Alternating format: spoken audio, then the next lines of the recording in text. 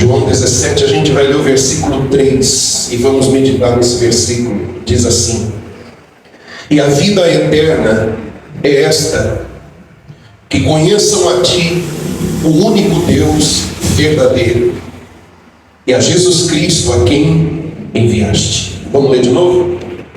E a vida eterna é esta, que conheçam a Ti, o único Deus verdadeiro, e a Jesus a quem enviaste. Amém, igreja? Amém. Vamos entender o que está se passando aqui. Esse momento aqui é o momento em que Jesus está na sua oração pessoal, particular, com o Pai. O Deus Filho em carne, o Deus Filho na sua humanidade, falando com o Deus Pai. É um momento de oração, de intimidade. E essa oração aqui, do começo ao fim, é uma oração intercessória. Essa oração do começo ao fim, Jesus está falando a respeito do povo, das pessoas. E acredite você, nesse dia, nessa oração, Jesus pediu por mim, Jesus pediu por você. Porque Ele vai dizer, pedir que Deus guarde não somente aqueles que estavam ali com Ele, mas aqueles que viessem a crer também. Diga glória a Deus. Então Jesus orou por aqueles que nem haviam nascido, mas que creriam nele no futuro. E Jesus pede, guarda-os em teu nome. Então é uma oração, é um momento de comunhão entre o Pai e o Filho, em que Ele intercede pelo povo, pela igreja, por nós e por aqueles que haviam crido nele também naquela ocasião. Mas o que eu quero chamar a sua atenção é que isso aqui é muito profundo, o fato de as duas pessoas da Trindade estarem conversando, igreja. O versículo que nós lemos aqui é uma afirmação de Jesus. A vida eterna é esta, que conheçam a Ti. Não é um debate teológico, não são homens falando, não são homens opinando. Não é o pentecostal argumentando com o reformado, não é o calvinista, o arminiano discutindo. Eu acho que a salvação é conhecer a Deus. Não, eu acho que a salvação é fazer boas obras. Não, não é um achismo, não é uma conversa entre homens, entre seres humanos. Mas são as duas pessoas, as duas primeiras pessoas da Trindade em um diálogo, em uma conversa. Isso é grandioso demais, igreja, isso é profundo demais. E Jesus, Ele está afirmando isso. Ele está afirmando, e nada é por acaso. Alguém registra isso, nesse caso João. Para que fique claro para mim, para você, e para que fique acima de toda opinião humana, de que vida eterna é conhecer a Deus. Diga glória a Deus. Jesus está orando, alguém está registrando, e fica claro, fica evidente, fica aqui registrado, de que o Deus Filho, que é Deus, está dizendo, esta é a vida eterna, conhecer a Deus, conhecer a Ti, e conhecer ao Filho, a quem enviaste. Mas Ele diz mais, Ele diz conhecer a Ti, o único Deus verdadeiro. Por quê? Porque certamente serão apresentados deuses, serão apresentadas divindades, serão apresentados inclusive Cristos, supostos Cristos. Porque Jesus mesmo disse, eis que dirão, está ali, está lá, não creiais, porque não é desse jeito. Então outros deuses seriam apresentados, outras divindades seriam apresentadas, e muitos seguiriam, muitos iriam atrás. Mas Jesus está dizendo, a vida eterna, a salvação da alma, a imortalidade está e é conhecer a Deus, o único Deus verdadeiro. Glória a Deus! Agora vamos entender isso que Jesus está afirmando, igreja. E é uma afirmação. Guarde isso. Conhecer a Deus é a vida eterna. A vida eterna é conhecer a Deus. Se alguém perguntar para você, depois dessa pregação, e o que vem a seguir, você vai ter a resposta para ele. Qual é o meio para se alcançar a vida eterna? O que é a vida eterna? E a resposta é conhecer a Deus. Conhecer a Deus. Mas e se alguém pergunta para você, como assim? Aí é o que eu quero tratar com você agora. O que é conhecer a Deus? Mas deixa eu primeiro falar o que não é conhecer a Deus. O que não é conhecer a Deus, e muita gente se garante nisso. Muita gente se apoia nisso. Conhecer a Deus, igreja, não é conhecer ou pertencer a uma religião. No mundo há milhões e milhões e milhões de religiões. Preste atenção aqui no bispo, por favor. Não tire a sua atenção. São milhões. E religiões são inventadas a cada dia. Você não tem ideia, o mundo é grande demais. Não pensa que o que acontece na sua cidade é o que acontece no mundo. A última estimativa mostra que o mundo já está perto de 8 bilhões de pessoas. Então, em cada região, em cada país, em cada nação, em cada território ali tem N religiões. O Brasil mesmo é um país multirreligioso. Então, conhecer a Deus não tem nada a ver com conhecer uma religião ou pertencer a uma religião. Isso eu conheço todos os ritos. Eu conheço todos, eu não sei como se diz, toda a liturgia, eu recito tudo, eu tenho na ponta da língua. Eu sei todos os dizeres, eu sei todas as declarações, as proclamações. Fui catequizado, fiz isso, fiz aquilo. Eu conheço todas as doutrinas da minha religião. Eu pertenço, eu nasci ali dentro, eu cheguei a essa altura da vida, ainda estou ali. Isso não é conhecer a Deus. Não é. Não se apoie, não se assegure a isso.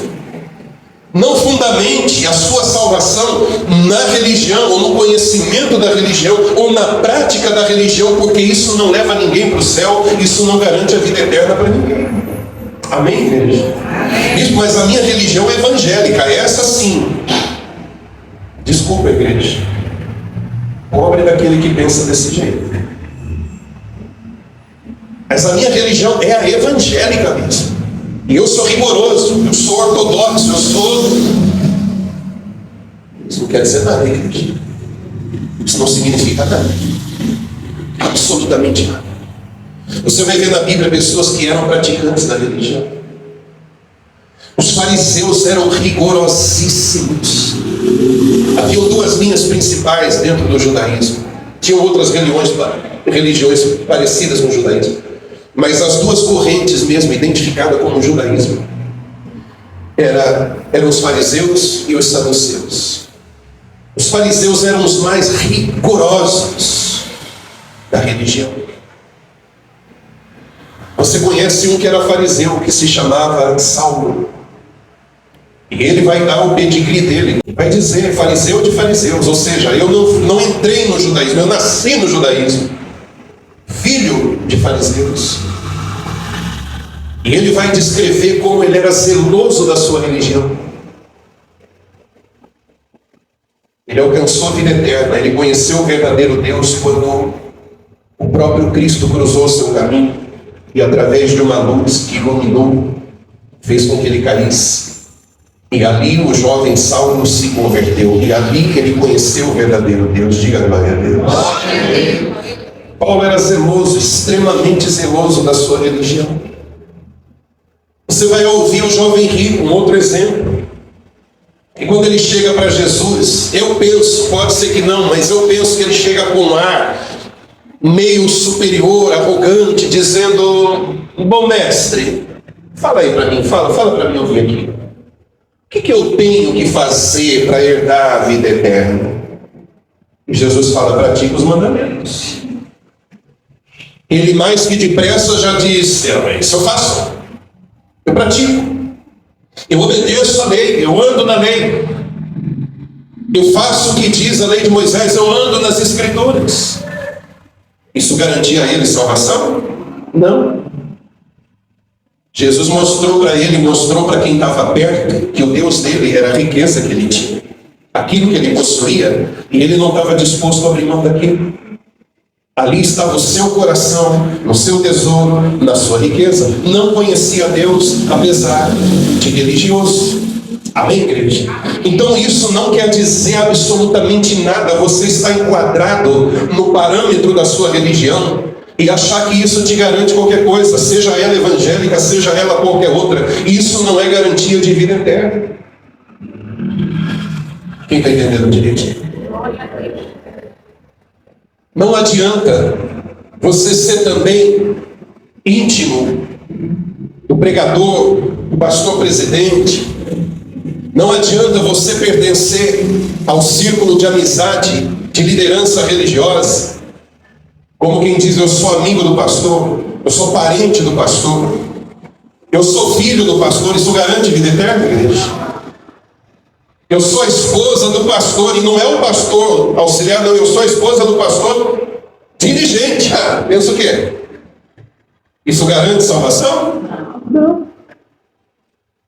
Tem um ditado que diz que Deus ele não tem netos, Deus tem filhos.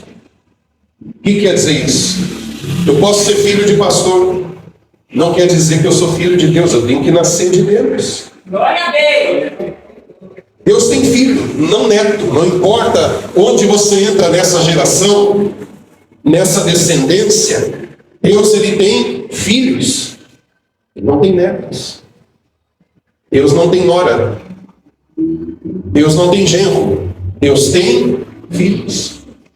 Então você pode alegar proximidade, influência, intimidade com o dirigente, com o pregador, com o ungido, chame lá do que você quiser. Isso não garante para você salvação, mas de jeito nenhum. O papel do pastor, igreja, preste atenção nisso aqui. O papel do pastor é expor a Escritura para você, porque elas testificam a respeito de Deus. O meu papel aqui é pegar na sua mão e te mostrar o caminho, e chamar você para andar nesse caminho. Amém, igreja? Amém. Não é carregar no colo. É ir conduzindo, é orientando você através da Escritura, não da amizade, não daquilo que você construiu comigo ao longo do tempo, mas o papel do pregador, do pastor, é expor as Escrituras. Eu não posso dar salvação para você. Eu preciso cuidar do meu coração para que eu tenha a minha salvação. Eu tenho a mesma carência. Eu careço de salvação e de misericórdia. Quem sou eu para dar salvação para você? Eu posso falar, igreja? Tem um negócio que me deixa nervoso, você me desculpa, mas me deixa irritado. É ver pregador, é ver líder religioso dizer para as pessoas com ar de superioridade que ela depende dele. Eu posso fazer você se conectar com Deus. Eu posso. Que negócio é esse? Você precisa de mim para se conectar com Deus. Se você sair debaixo da minha cobertura espiritual, você está perdido. Faça mil favores. Faça mil favores. Tem gente vendendo cobertura espiritual. Alguns oferecendo de graça, mas seja de graça, seja vendendo, o homem não tem autonomia para isso. O que te cobre é o sangue de Jesus, diga glória a Deus. Que palhaçada é essa? Se você deixar isso aqui, se você se rebelar, se você der as costas, o diabo vai entrar e vai te pegar.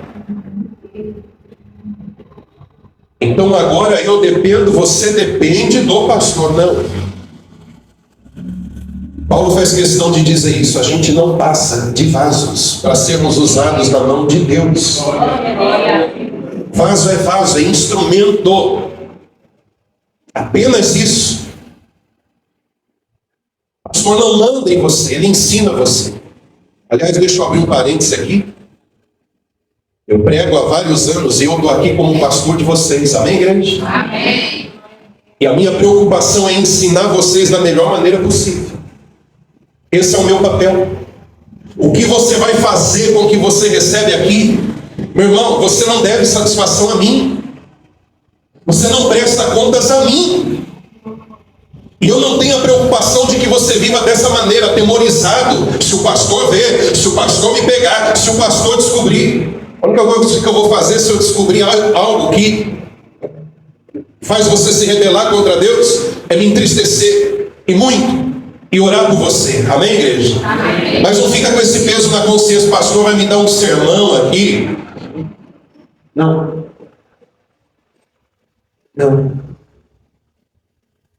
Eu não vou interferir na sua vida, nas suas escolhas. Você que já me ouve há algum tempo, você que está aqui desde que eu cheguei, e Deus é minha testemunha, eu faço isso aqui, para trazer a mensagem de Deus para você. Amém, igreja? Amém. Existem vários formatos por aí. Tem gente que não está nem aí para pregar a palavra, justamente porque conhecereis a verdade os libertará. Se eu pregar demais, você abre o olho e você vai parar de depender de mim. Então é melhor eu não pregar muito. É melhor eu trazer heresia e prender você a mim e ter você aqui, do que eu fazer o papel que eu realmente tenho que fazer, que é expor as Escrituras. E você tomar a sua decisão. E você seguir a Ele, não a mim. Eu não estou aqui para fazer seguidores para mim. Amém, igreja? Amém. Mas para o meu Senhor. Glória a Deus. Esse é o papel do pastor. Vou dar um exemplo para você de João. Guardadas as proporções, porque nenhum pastor vai chegar aos pés do que foi, do que fez, do que viveu João Batista. Então, guardadas as proporções, né? Mas João mostra o que um pastor deve fazer. João Batista, ele se posiciona como um pastor deve se posicionar.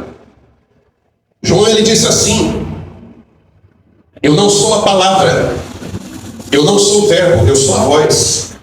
Eu comunico a palavra é ele, o verbo é ele. Diga glória a Deus. Uma coisa é o verbo, outra coisa é a voz. Ele está dizendo: eu sou só a voz, o verbo é Cristo.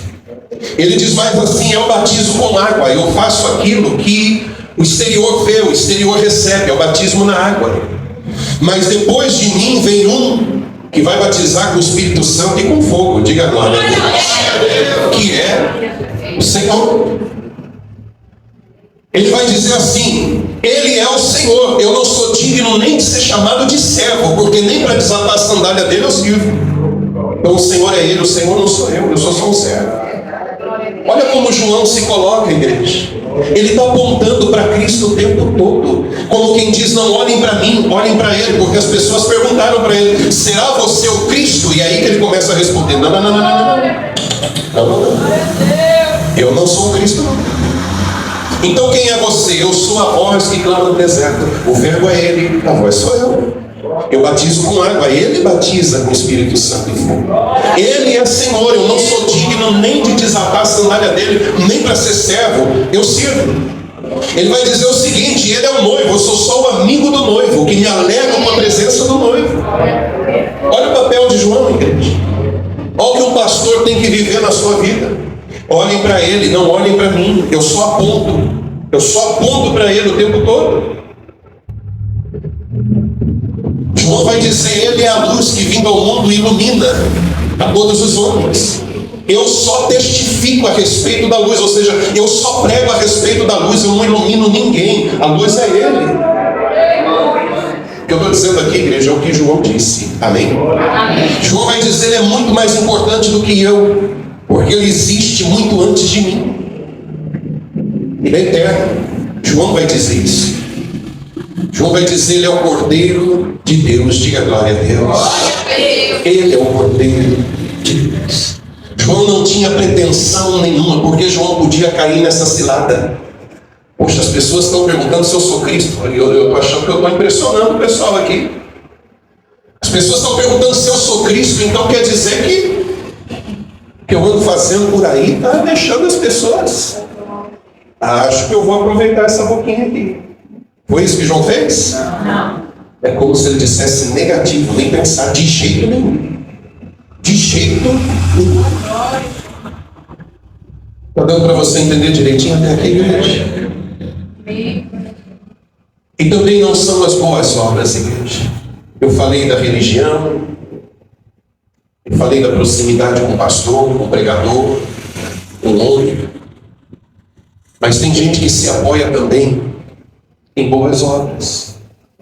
Aprenderam assim, infelizmente.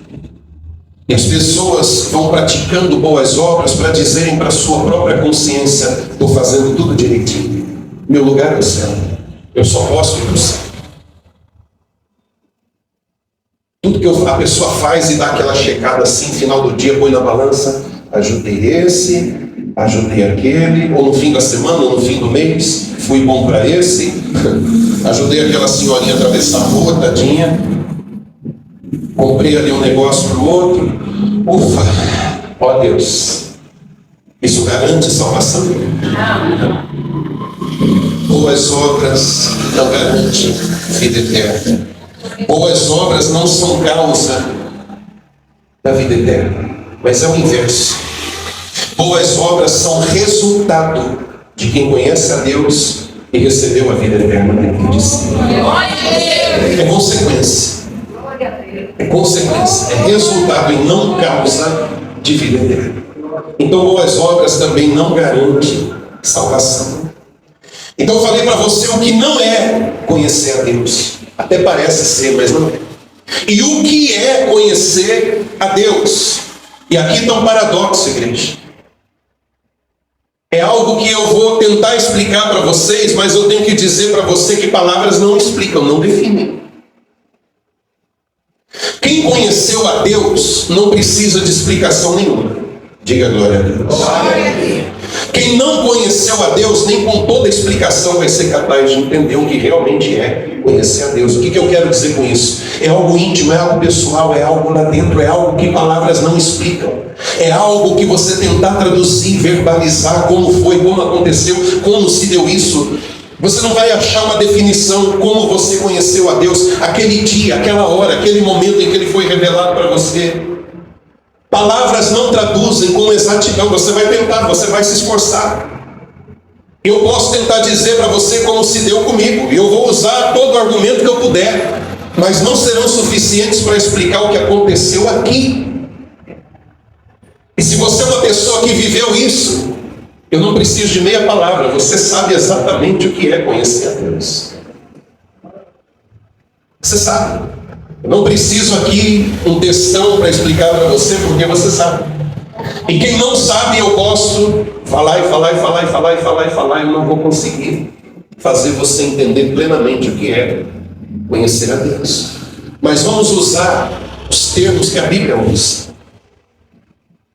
Conhecer a Deus, igreja, é o que você entende por nascer de novo. Novo nascimento é conhecer a Deus. É não nascer da água, nascer da carne, do sangue, você já nasceu. A tua existência é fruto da relação entre pai e mãe. Pronto. Ou nascer de Deus, ou nascer de novo, é algo íntimo, pessoal e secreto, é lá dentro. E a única participação humana, se é que eu posso dizer assim, é o querer, mas até o querer é o próprio Deus que constrange a pessoa e leva a pessoa a querer. Então é obra de Deus, amém, igreja? Amém. É obra de Deus. É Deus quem chama, é Deus quem atrai, é Deus quem faz a obra de salvação. Então é algo que acontece no interior.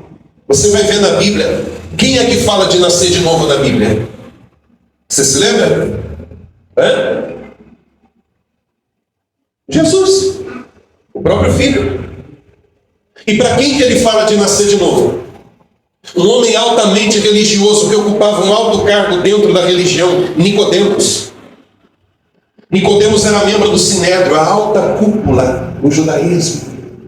Doutor da lei, sabia tudo da lei.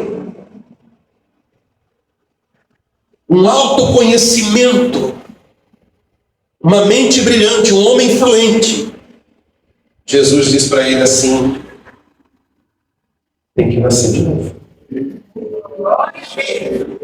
Tem que nascer de novo. Porque o que nasce da carne é carne. O que nasce do espírito é espírito, ou é espiritual. Está dando para entender? Glória a Deus. Tem que nascer de novo, precisa nascer de novo, precisa nascer de Deus. Eu tenho tantos anos de crente, eu ajudei a colocar os alicerces desse templo, dessa igreja. E eu evangelizei, eu trazia gente, eu ia longe, debaixo de chuva. Eu sou um dos fundadores. E tem que nascer de novo. Não tem como fugir disso. E tem outros termos que explicam conhecer a Deus. Você já ouviu a expressão ter um encontro com Deus? É isso. E quem teve sabe que teve. Então a gente precisa ter esse encontro. E não é, eu tive encontro com Deus, eu fui no culto domingo, é isso, igreja? Não. Eu tive encontro com Deus, participei de um acampamento, de um retiro, de uma cruzada, é isso? É aqui dentro. É pessoal. É Deus se revelando. É Deus quebrando as amarras do pecado, te libertando. É Deus revirando o cativeiro e tirando você. Tirando o fardo pesado que te deixa sobrecarregado e te tornando leve com o fardo dele, com o jugo dele. É Deus olhando para você e dizendo: escravo nunca mais, porém filho, meu filho, minha filha. Essas coisas acontecem aqui dentro. Essas coisas acontecem no interior. É o encontro com Deus, é o novo nascimento. Quando acontece um encontro com Deus, ou um novo nascimento, acontece então a regeneração. O que é a regeneração? Você é feito um novo homem, uma nova mulher. As coisas que se passaram já não contam mais. Diga glória a Deus. Eis que tudo se fez novo. Os teus pecados são lançados no mar do esquecimento, para trás de Deus. Isso é regeneração. O velho homem não existe. E como é que não existe? Eu te vi semana passada, eu te vi ano passado, você fez aquilo. Aos teus olhos eu fiz, mas aos olhos de Deus eu estou livre, inocentado. Não porque eu sou inocente, mas porque a culpa já recaiu sobre Cristo. Ele levou sobre si tudo aquilo que eu fui, tudo aquilo que eu fiz. Eu sou uma nova criatura. Isso é regeneração. Aquilo que antes você corria atrás, gastava dinheiro, passava a noite em claro, aquilo que antes era a razão da sua vida, porém pecado, aquilo que gastava suas energias, o seu salário, noites em claro, farra, boate, cabaré, seja lá o que for, tudo isso para você, você diz: não vale nada mais para mim, é perda. Tudo que parecia vantagem, como disse Paulo, eu considero perda. Tudo que parecia bom é perda. Porque agora eu tenho a Cristo. Glória a Deus. Está dando para entender direitinho? Regeneração, nova criatura. Você não se regenera, eu não te regenero, não temos poder para isso. É obra exclusiva do Espírito Santo, é obra exclusiva de Deus no coração da pessoa. E isso é nascer de novo, e isso é ter um encontro com Deus. É assim. E agora eu digo o que Jesus disse, igreja. Eu já estou chegando no final. Qual foi a afirmação de Jesus na passagem que lemos? A vida eterna é esta: que conheçam a Ti, o único e verdadeiro Deus. Se a pessoa não conhecer a Deus, ela pode até achar, ela pode até dizer que é salva, que tem a vida eterna, mas ela precisa nascer de novo. Ela precisa conhecer a Deus. Esse é o único jeito, esse é o único modo, esse é o único meio de se obter a salvação. Amém? Amém. Então eu quero encerrar, igreja, dizendo para você que hoje inclusive tem batismo nas águas. Glória a Deus. Terminando aqui, eu vou me preparar. Quem for se batizar, tem alguém que vai hoje? Tem? Glória a Deus. Se tiver mais alguém que está decidindo agora que a palavra está entrando e você quer, dá tempo. Dá tempo, você pode participar então. Então não há outra forma, outro meio. Talvez você já ouviu, eu já ouvi, eu não sei se alguém aqui já ouviu dizer no passado: todos os caminhos levam a Deus. Você já ouviu isso? Já ouviu isso? Não está certo. Por que não está certo? Isso, o que o senhor acha? Não, não é o que eu acho. Palavras de Jesus: eu sou o caminho. Ponto. Eu sou o caminho. Então não tem essa que todos os caminhos levam a Deus. Posso falar, igreja? Você não vai se ofender. A pessoa vai lá e samba, e sapateia, pula o carnaval, matinê, de noite, e vira. Aí depois tem um ritual. Eu nunca participei, mas eu sei, tem informação de como que é. Você até me corrige se eu estiver falando uma boa bobagem. Aí passa aquele período, a pessoa vai lá e põe um negócio na cabeça, uma cinza. Não é isso? Está resolvido. Está resolvido mesmo? Então é assim. É desse jeito. Então não é o que eu acho. Não é o que eu penso. Não tem achismo. É o que Jesus disse. A vida eterna é essa. E acabou. Você pode ter todas as virtudes que você considere que sejam louváveis. Honestidade, bondade. Você pode ser um cara batuta. Você pode ser uma mulher assim que as pessoas têm um carinho, um afeto por você, pela sua personalidade, pelo seu trato, pelo seu jeito de ser. Isso tudo é muito bom e bacana. Isso garante vida eterna para alguém? Não. Tem que nascer de novo. Tem que conhecer a Deus, porque conhecer a Deus é a vida eterna. Você pode ter todo o trejeito de um evangélico. Até o seu idioma pode ser o evangeliquez. Amarrado, está repreendido. Valeu-me Deus. Sangue de Jesus tem poder. E por aí vai. Você tem toda a pinta. Quem olha para você vai dizer: é de Deus. Olha a vestimenta. Olha o coque. É de Deus. É de Deus.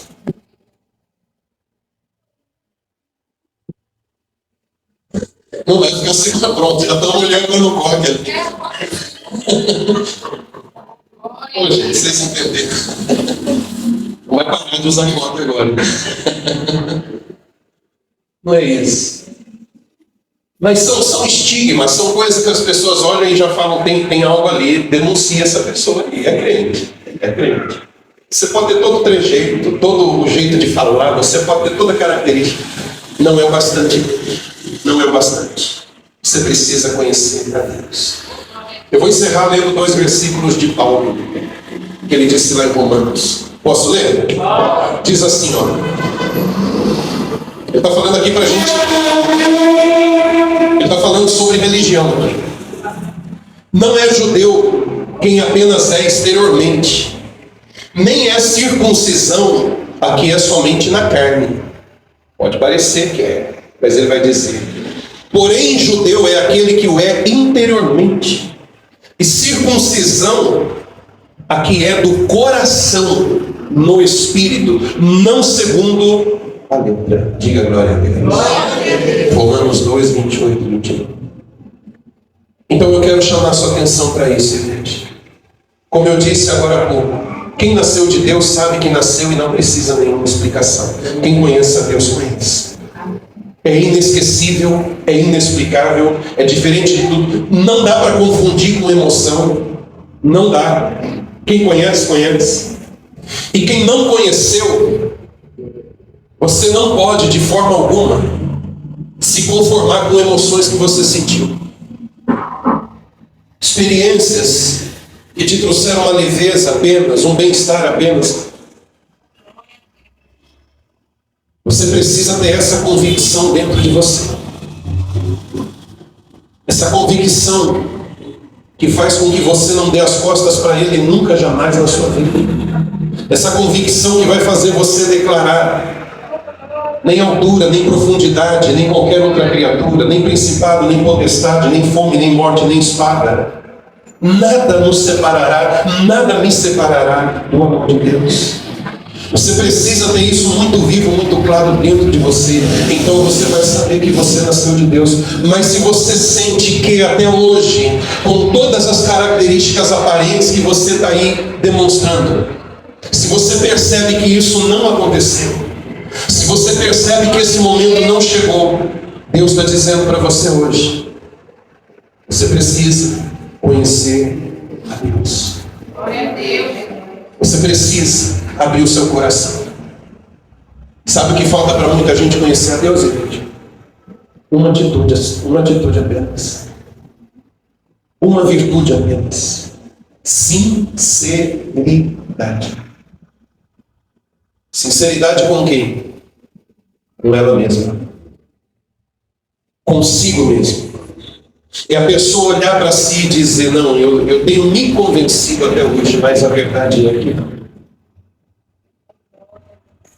Eu tento enfiar na minha própria cabeça que eu sou um nascido, mas lá no fundo, mas lá no fundo eu sei que não foi bem assim até hoje. Lá dentro eu não tenho essa convicção. Então tem pessoas que precisam apenas dessa dose de sinceridade, de honestidade consigo mesmo. E quando ela demonstrar isso, mas o que vão pensar de mim? Eu sou um obreiro, eu sou uma obreira. Mas o que vão pensar de mim? Eu canto no coral, eu já faço parte, eu já estou inserido aqui, já tenho cargo dentro da igreja, o que vão pensar de mim? A gente está falando de vida eterna, igreja. Vida eterna. Não dá para negociar com isso. Não dá para barganhar com isso. Vão me tirar do coral, vão me tirar de obreiro, vão se... Posso falar? Pode. Não se preocupa com o que vão tirar, não. Vai você e retire-se. Retire-se você mesmo. Não espere ninguém descobrir. Não espere ninguém ter uma reação, porque agora você está procurando. Não, você mesmo. Você mesmo. Diga para si mesmo, encare o que tiver que encarar, seja honesto e diga, eu preciso nascer de novo, eu preciso conhecer a Deus, eu preciso parar de me enganar, eu preciso parar de posar de salvo, quando lá no íntimo, a minha própria consciência me diz, não nasci de novo, não conheço a Deus. De que adianta ganhar o homem no mundo inteiro e perder a sua própria alma?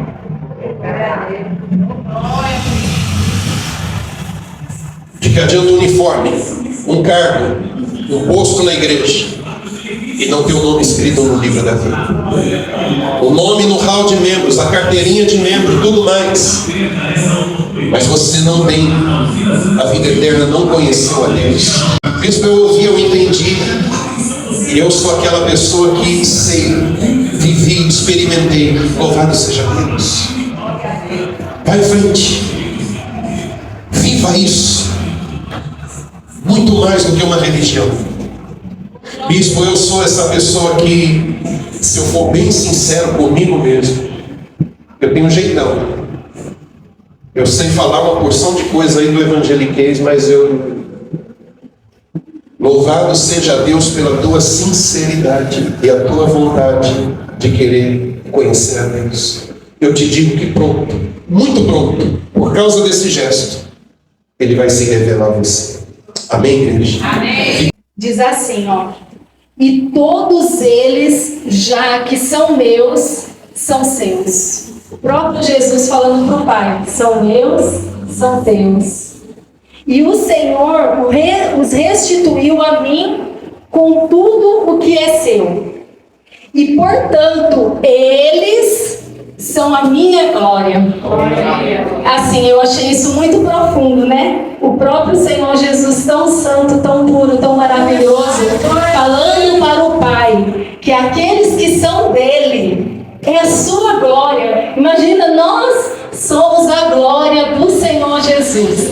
Isso para mim é muito profundo. Eu queria compartilhar com a igreja, que a igreja guardasse isso. Você que às vezes vive humilhado, triste, pensa que está desamparado, você é a glória do Senhor Jesus. O sacrifício dele, tudo foi por você, como eu falei no domingo passado, né? Foi pelo seu vizinho, foi por mim, foi por todos. Amém? Amém. E eu queria que eu pedir licença para o bispo e dar o meu testemunho. Essa pregação de hoje é muito profunda, porque exige da gente sermos sinceros com nós mesmos. Longe de tudo e de todos, nós sabemos quem somos e às vezes também não sabemos, né? As situações difíceis revelam o que está dentro da gente. Mas, igreja, rapidamente eu quero contar, o meu esposo é testemunha. Eu já participava da igreja, já era batizada nas águas, eu já evangelizava. Gente, evangelizava mesmo. Deus me usava, né? Ao erro da gente, eu não. Deus me usava e eu levava as caravanas, os ônibus cheios para as reuniões. E eu ficava maravilhada porque Deus me usava. Quando eu convidava as pessoas vinham até os cultos e muitas aceitavam Jesus. Mas teve um dia que eu saí do trabalho, eu dobrei o joelho na parede do meu quarto e eu falei com toda a minha sinceridade, porque eu não queria mais viver daquele jeito. Por quê? Tinha reuniões que eu ia, buscava o Espírito Santo e jejuava e fazia tudo certinho e eu não era batizada. Já era nas águas, entende, igreja? Aí nesse dia eu falei assim: Jesus, eu não sei o que vai acontecer hoje. Eu não sei se o mal vai manifestar na minha vida, se toda a igreja vai ver. Deus, eu não sei. Mas Deus, eu quero ter o meu encontro com o Senhor. E sabe o que foi que eu disse para Deus? Com toda sinceridade. Eu e Deus. Eu falei: Deus, eu não amo o Senhor. Já era batizada nas águas, evangelizada. O Senhor sabe que eu não amo o Senhor, mas eu quero amar. O pastor fala para Jesus: eu te amo. Eu repetia. Fala: Jesus, eu te amo. O que eu fazia? Jesus, eu te amo. Mas eu tinha consciência que esse amor não era real. Aí eu falei: Jesus, eu quero falar do meu encontro com o Senhor e não só ouvir as pessoas contando do encontro delas. Como é isso, Jesus? E sabe o que mais que eu disse, igreja? Eu falei assim: Jesus, eu não quero mais viver de aparência. Porque quando eu estava no mundo, eu fazia isso, Jesus. Eu me arrumava, eu me banhava, eu me perfumava, eu passava o meu batom. Eu vou pedir licença para a igreja, porque isso para mim hoje é uma vergonha, mas vou fazer bem real do jeito que eu fazia. Eu era terrível. Eu batia no peito e falava: aqui o santo bambeia, mas não cai. Mas não cai. E eu ia pro baile, pra festa, pro trabalho. E aí, Nádia, tá tudo bem? Ó. Você tá bonita hoje, né? Ó. E eu não queria viver assim na casa de Deus. Eu queria que fosse de verdade. Naquele dia foi uma vigília. E até compartilho com a igreja. Foi no dia 1º de maio. Esse dia eu fui para a igreja, vou até dizer como. Já tô esticando, né? Ia ser rápido. Igreja, se eu não me engano, eu não tomei nem banho. Eu fui com a minha calça jeans, com o meu camisetão, com a minha mochilinha. Eu falei: Jesus, hoje eu vou para a vigília assim. E eu fui. Quando o pastor chamou na frente do altar: você que quer nascer de novo, eu falei: hoje. E a vigília era de libertação. Mas tinha alguém que já tinha ouvido a minha oração. Naquele dia, igreja, eu ouvi um pastor, ele só falou assim: ó, você que crê, você que quer, hoje, dia 1º de maio, você nasce de novo. Ali, diante do altar, eu falei: Jesus, sou eu, o que o Senhor quer da minha vida? O Senhor está vivo? E eu lembro que eu falei bem assim: Espírito Santo, leva-me a Senhor Jesus, Jesus, me apresenta o Pai. E ali aconteceu. Mas eu não entendia que o que estava faltando era a minha sinceridade. Sinceridade. Ser de verdade. E aí o milagre aconteceu. Espero que eu possa ter ajudado alguém, ou você vai ajudar alguém que Deus vai colocar no teu caminho. Amém? Mas Deus é fiel. Seja sincero, que vale a pena, tá bom? Deus abençoe. Você é a glória de Jesus, hein? Feche os olhos, igreja. Ele está chamando você.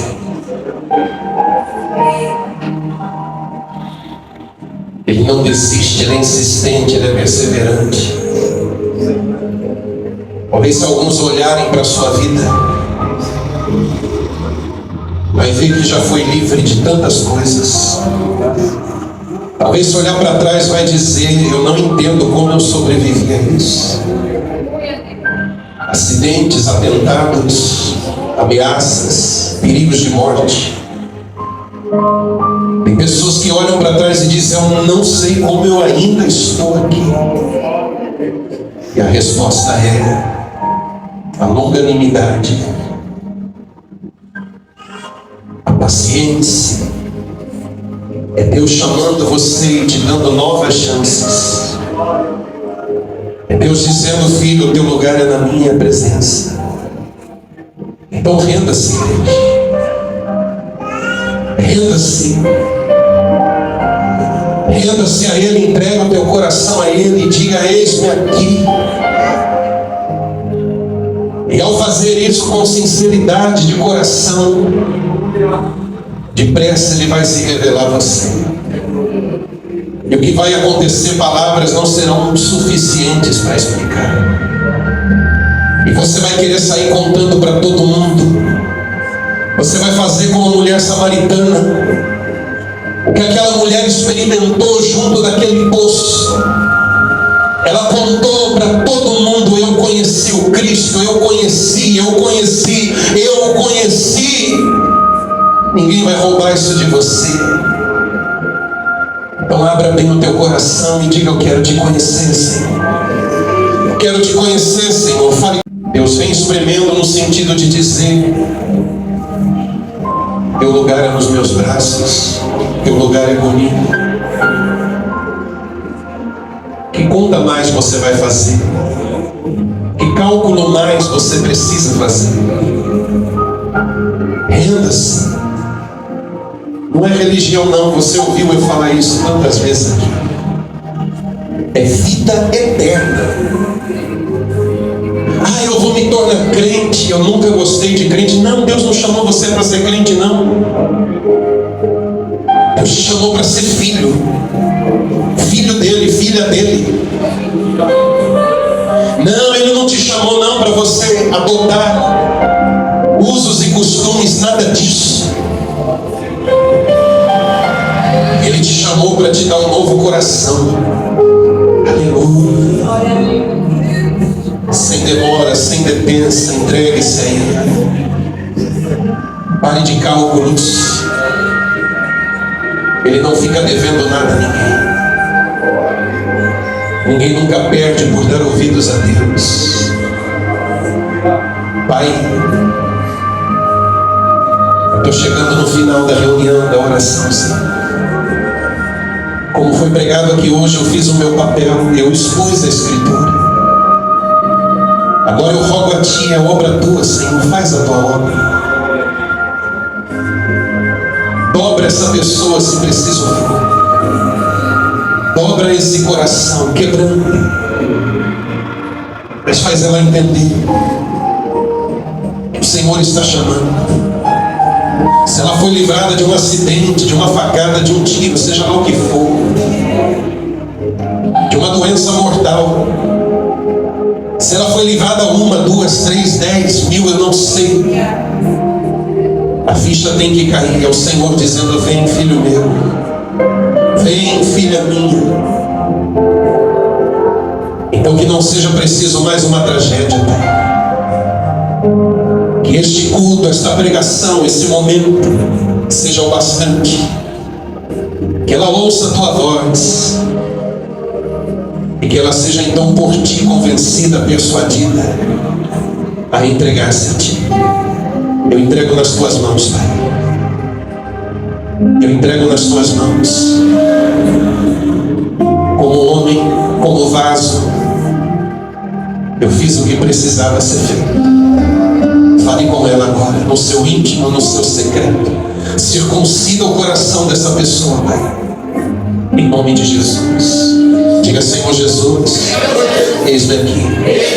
Toma minha vida como barro nas mãos do oleiro.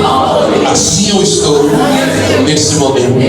Molda-me, transforma-me conforme a Tua imagem, conforme o Teu querer. Em nome de Jesus. Diga amém. Diga glória a Deus.